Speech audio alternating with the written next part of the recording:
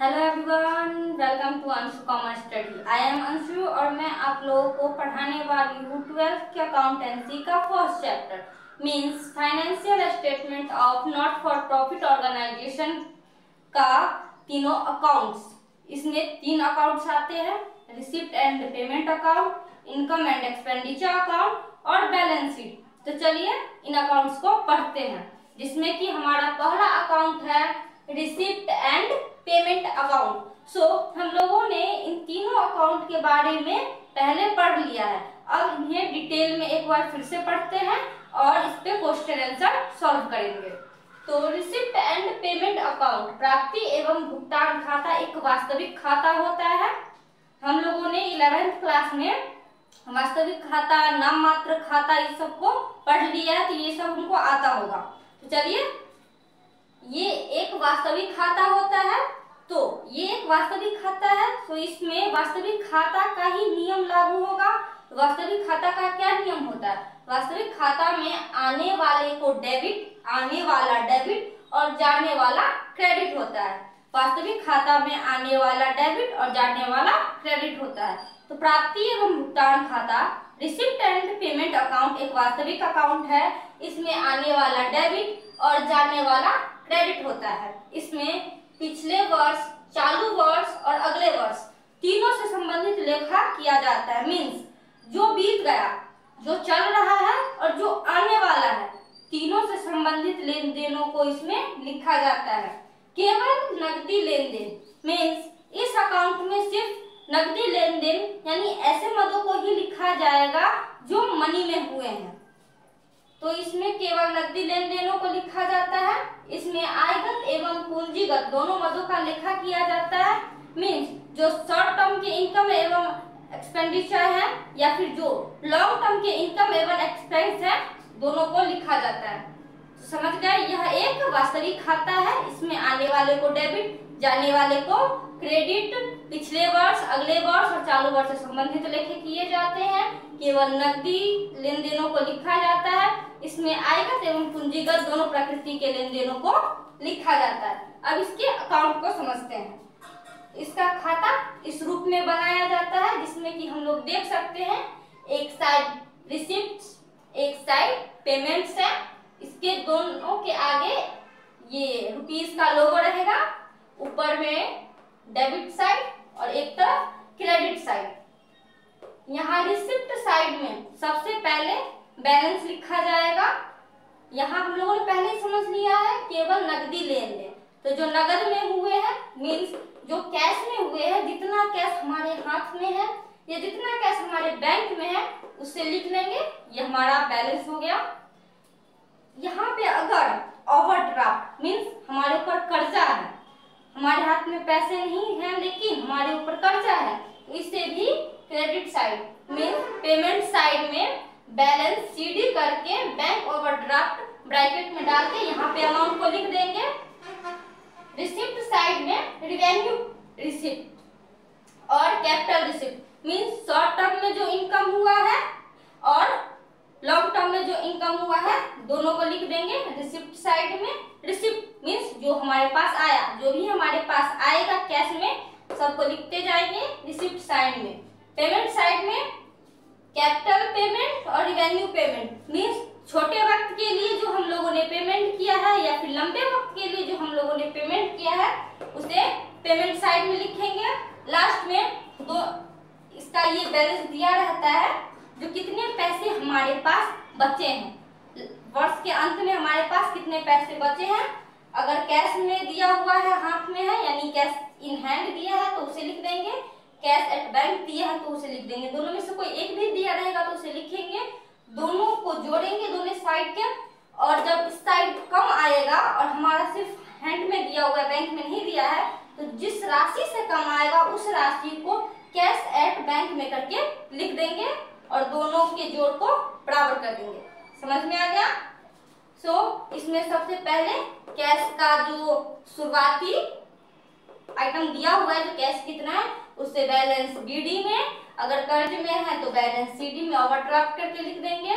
सभी प्रकार के रिवेन्यू रिसिप्ट, कैपिटल रिसिप्ट, यहाँ पे कैपिटल पेमेंट, रिवेन्यू पेमेंट को लिख देंगे लास्ट में इसका बैलेंस शीट निकाल देंगे, बाद में ऐड करके जितना राशि से कम आएगा उसे बैलेंस शीट में डाल देंगे और बन गया हमारा रिसिप्ट एंड पेमेंट अकाउंट।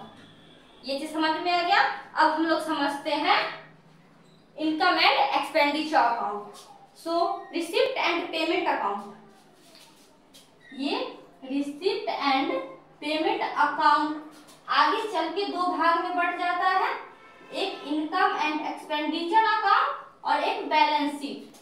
तो रिसिप्ट एंड पेमेंट अकाउंट से ही इनकम एंड एक्सपेंडिचर अकाउंट और बैलेंस शीट बनता है। तो इनकम एंड एक्सपेंडिचर अकाउंट में रिवेन्यू, एक्सपेंडिचर और रिवेन्यू पेमेंट आ जाते हैं, रिवेन्यू रिसिप्ट और रिवेन्यू पेमेंट आ जाते हैं। और बैलेंस शीट में कैपिटल रिसिप्ट और कैपिटल पेमेंट आ जाते हैं। इतना समझ गए। रिसिप्ट एंड पेमेंट अकाउंट आगे चल के दो भाग में बढ़ जाता है, इनकम एंड एक्सपेंडिचर अकाउंट और balance sheet. Income and expenditure account में रिवेन्यू रिसिप्ट और रिवेन्यू पेमेंट आ जाते हैं, बैलेंस शीट में कैपिटल रिसिप्ट और कैपिटल पेमेंट आ जाते हैं। तो चलिए आप पढ़ते हैं इनकम एंड एक्सपेंडिचर अकाउंट को। So income and expenditure account एक नाम मात्र खाता है। ये नाम मात्र खाता है तो इसमें भी नाम मात्र खाते के ही नियम आएंगे। तो सभी हानि और खर्च, जो भी खर्च होता है और जो भी लॉस होता है उन सभी को डेबिट किया जाता है, मींस एक्सपेंडिचर साइड में दिखाया जाता है। और जो भी आय मींस जो भी पैसे आते हैं और जो भी लाभ होता है उसे credit side means income side में लिखा जाता है। समझ गए। इनकम एंड एक्सपेंडिचर अकाउंट एक नाम मात्र खाता है, इसमें सभी खर्चों और हानि को डेबिट करते हैं, सभी आय और लाभ को क्रेडिट करते हैं। केवल चालू वर्ष से संबंधित मदों को लिखा जाता है। इसमें जो करंट ईयर, जो वर्तमान वर्ष चल रहा है उसमें जो लेन देन होंगे उन्हें ही इनकम एंड एक्सपेंडिचर अकाउंट में लिखा जाएगा। उससे आगे वाला, उसके पीछे वाला जो भी दिया गया है इसमें एडजस्टमेंट करके फिर लिखेंगे। अगला है केवल आयगत मदों का लेखा, मीन्स इसमें जो छोटे टाइम के लिए हुआ है, मीन्स रेंट, ठीक, सैलरी, ये सब जो है वो आ जाएगा इनकम एंड एक्सपेंडिचर अकाउंट में। आयगत प्रकृति जो हमें शॉर्ट टर्म के लिए प्राप्त होता है या फिर जिसका भुगतान हम शॉर्ट टर्म के लिए करते हैं। अगर इनकम एक्सपेंडिचर से ज्यादा है, हमारे पास पैसे ज्यादा आ रहे हैं, किस रूप में, जिस रूप में हम लोगों ने खर्च किया, मींस अगर हमारा इनकम ज्यादा है एक्सपेंस कम है तो इसे सरप्लस कहा जाएगा और बैलेंस शीट के कैपिटल फंड में ऐड कर दिया जाएगा। वहीं पे अगर इनकम कम और एक्सपेंडिचर ज्यादा है तो इसे डिफिसिट कहा जाएगा और कैपिटल फंड में से माइनस कर दिया जाएगा। चलिए इसके अकाउंट को देखते हैं। इनकम एंड एक्सपेंडिचर अकाउंट, इसके नीचे हम लोग ईयर लिख देंगे जो कौन सी ईयर का बना रहे हैं। एक साइड आ जाता है एक्सपेंडिचर, उसके बाद इसका अमाउंट, उसके बाद आ जाता है इनकम और अमाउंट। इसमें डेबिट क्रेडिट नहीं लिखा जाता है, जैसे खाते के ऊपर हम लोगों ने एक साइड डेबिट और एक साइड क्रेडिट लिखा था। इनकम एंड एक्सपेंडिचर में वैसा नहीं होता है, इसमें सिर्फ एक्सपेंडिचर और इनकम होता है। इसमें किसी का भी बैलेंस नहीं लिखा जाता है, सीधा हम लोग आइटम्स पे आएंगे जिसमें कि सभी प्रकार के रिवेन्यू पेमेंट्स। एक्सपेंडिचर में पेमेंट, एक्सपेंडिचर क्या होगा, हमारे लिए एक्सपेंस क्या होगा, जो हम लोग पे करेंगे, जिसका हम लोग पेमेंट करेंगे। तो इसमें रिवेन्यू पेमेंट मींस जो छोटे टर्म के लिए हम लोगों ने पे किया है, एक्सपेंस किया है, उसे एक्सपेंडिचर साइड में लिख दिया जाएगा। कब? आफ्टर मेकिंग एडजस्टमेंट, मींस जो भी आउटस्टैंडिंग, प्रीपेड, करंट ईयर या फिर प्रीवियस ईयर में दिया हुआ है सबको हम लोग पहले एडजस्ट करेंगे, उसके बाद इसमें लिखा जाएगा। इसमें ऑल रिवेन्यू रिसिप्ट, इनकम में मींस जो भी हमारे पास आएगा, जो भी शॉर्ट टर्म का पैसा हमारे पास आएगा उसे इनकम साइड में लिखा जाएगा। किसके बाद? इसका एडजस्टमेंट करने के बाद। फिर यहाँ पे हम लोग प्लस माइनस करेंगे। अगर इनकम जो है वो ज्यादा है एक्सपेंडिचर से, इनकम ज्यादा एक्सपेंडिचर से, जब हम लोग जोड़ेंगे तो इसकी राशि तो ज्यादा आएगी। मान लीजिए इसकी राशि 10 आया तो इसकी राशि 9 आया, ठीक, यहाँ 10 आया तो यहाँ 9 आया, एक से तो कम है, दोनों को मिलाना है। वो जो एक कम आएगा उससे हम लोग सरप्लस करके उसका भी ऐड आ गया 10, उसका भी ऐड आ गया 10। ठीक, वहीं पे अगर हमारा यहाँ पे आया है 12, एक्सपेंडिचर साइड आया है 12 और इनकम साइड आया है 10, तो इनकम साइड कम है, उधर भी हमें मिलाना होगा। मिलाने के लिए यहाँ पे हम लोग 2 को ऐड कर देंगे और ये जो 2 ऐड किए उसे डिफिसिट में डाल देंगे और बैलेंस शीट के कैपिटल में से माइनस कर देंगे। समझ में आ गया? चलिए एक बार फिर से समझते हैं। रिसिप्ट एंड पेमेंट अकाउंट वास्तविक खाता होता है, इसमें आने वाला डेबिट, जाने वाला credit. Income and expenditure account नाममात्र खाता होता है, इसमें खर्च और हानि को डेबिट, लाभ और आय को क्रेडिट करेंगे। इसमें तीनों वर्ष मीन्स जो चल रहा है, जो बीत गया, जो आने वाला है, सबका लेखा किया जाता है। इसमें सिर्फ चालू वर्ष से संबंधित, इसमें केवल नकदी लेन देन और उसमें नगद हो न हो कोई फर्क नहीं पड़ता, बस साल से रिलेटेड होना चाहिए। इसमें आयगत एवं पूंजीगत दोनों मदों को लिखा जाता है, इसमें केवल आयगत मदों को लिखा जाता है। ठीक, इसमें डेबिट एंड क्रेडिट खातों के ऊपर लिखा जाता है, इसमें डेबिट एंड क्रेडिट नहीं लिखा जाता है। ये हमारा बैलेंस बताता है कि वर्ष के अंत में हमारे पास कितने पैसे बच रहे हैं। ये बताता है कि हमारा एक्सपेंस ज्यादा है या फिर इनकम ज्यादा है।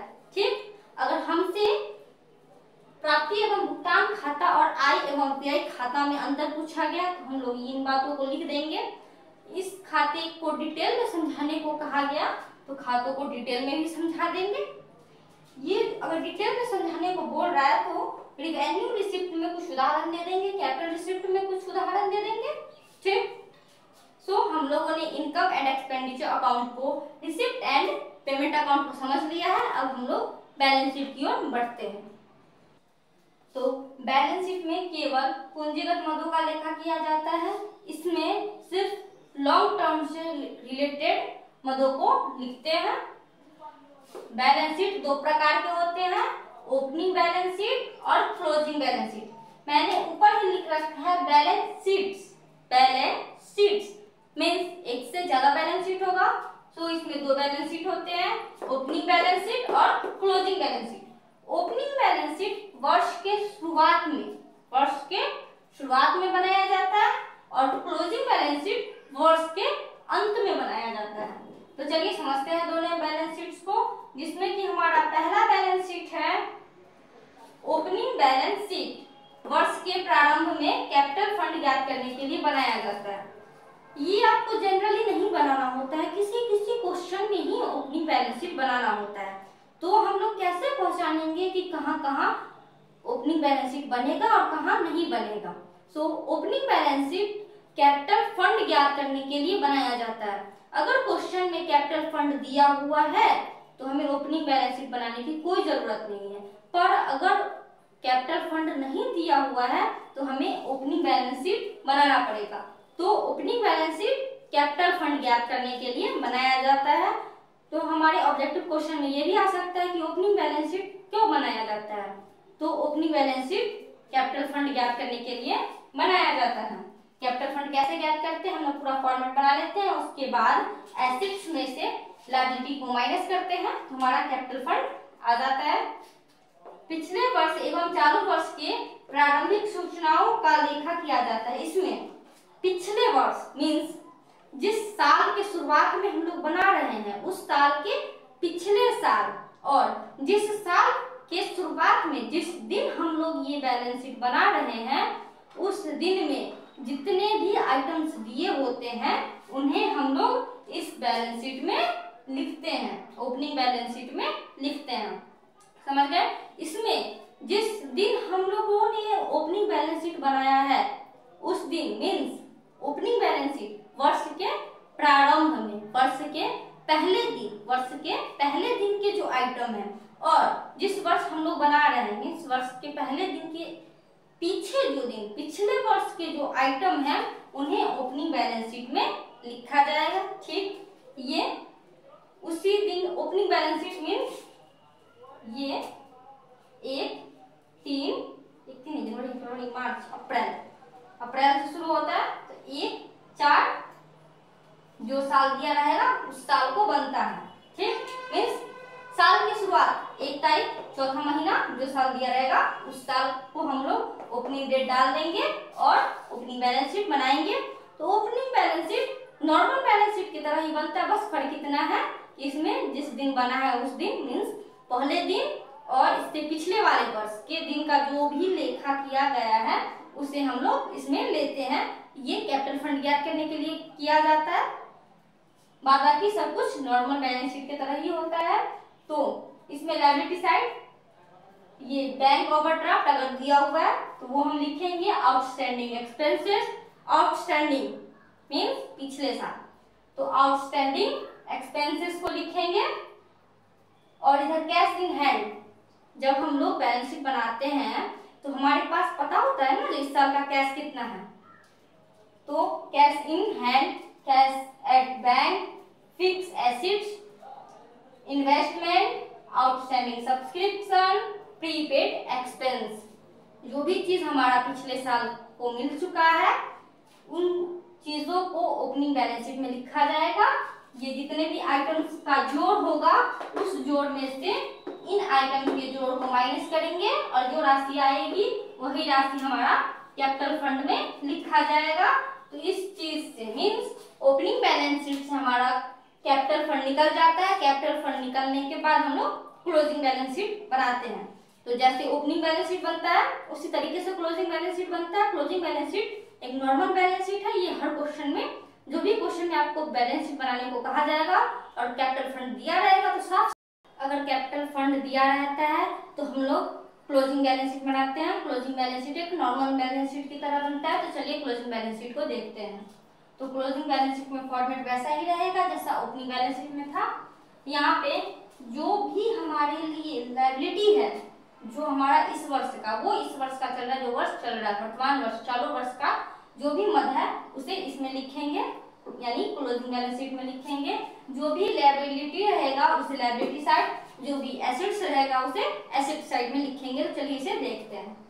तो एडवांस सब्सक्रिप्शन, एडवांस सब्सक्रिप्शन, तो हमें जो एडवांस में मिला है मतलब अभी अगले साल का चीज जो हमारा अगले साल का होना चाहिए वो अभी ही मिल गया, तो ये हमारे ऊपर बर्डन क्रिएट करता है, हमारे लिए लायबिलिटी है। तो इस लायबिलिटी साइड में लिखेंगे आउटस्टैंडिंग एक्सपेंस। आउटस्टैंडिंग एक्सपेंस भी हमारे लिए लायबिलिटी है, तो इसे लायबिलिटी साइड में लिख देंगे। Bank overdraft, bank overdraft means bank का कर्ज है हम पे, बैंक के पास बहुत सारा उधारी है मेरा, हम बैंक को हमें बहुत सारे पैसे देने हैं, तो वो हमारे लिए लायबिलिटी, हमारे ऊपर बर्डन क्रिएट करता है, तो हमारे लायबिलिटी साइड में आ जाएगा। लाइफ मेंबरशिप फी, यानी किसी ने अपनी पूरी लाइफ का मेंबरशिप हमसे खरीदा है तो हमारे ऊपर उसके लिए लायबिलिटी बन गई। वो हमारा पूरी लाइफ के लिए जब तक एनपीओ है तब तक का मेंबर बन चुका है, तो हमारे ऊपर बर्डन क्रिएट करता है, लायबिलिटी हमारे ऊपर लाता है, तो लायबिलिटी साइड में आ जाएगा। लेगेसी, जब उद्देश्य निर्धारित हो तो लेगेसी लायबिलिटी साइड में आ जाएगा। स्पेसिफिक फंड मीन्स किसी काम के लिए, किसी निश्चित काम के लिए हमें कोई राशि दी गई है तो हमारे ऊपर बर्डन क्रिएट करता है, हमें एक ऑब्जेक्टिव देता है कि हमें उन पैसों से कौन से काम करने हैं। तो जब स्पेसिफिक फंड आएगा तो इसे लायबिलिटी साइड में लिख देंगे और इस पे जो भी एक्सपेंस होगा उसे इसी में से माइनस कर देंगे, जो भी इनकम होगा उसे इसमें ऐड करके लिख देंगे फाइनल अमाउंट्स में।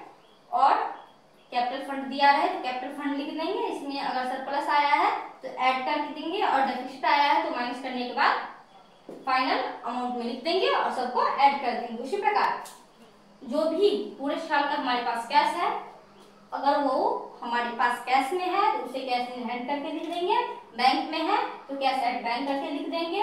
जो भी fixed deposit, fix deposit means जो भी पैसे हमने फिक्स किए हैं और उस पे हमें इंटरेस्ट मिलता जा रहा है उसे हम लोग फिक्स डिपॉजिट को एसेट साइड में डाल देंगे।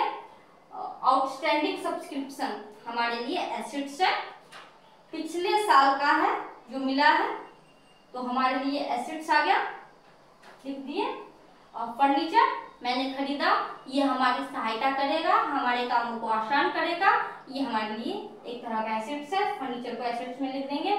जो भी फर्नीचर मतलब फर्नीचर खरीदा और अगले साल मतलब इस साल चलते जा रहा है उसमें हम लोगों ने कई सारे फर्नीचर्स और खरीदे, सबको इसमें ऐड कर देंगे। उसमें से कुछ फर्नीचर्स को सोल्ड कर दिए, उसे इसमें से माइनस करने के बाद जो भी फाइनल अमाउंट आएगा उसे बाहर लिख देंगे।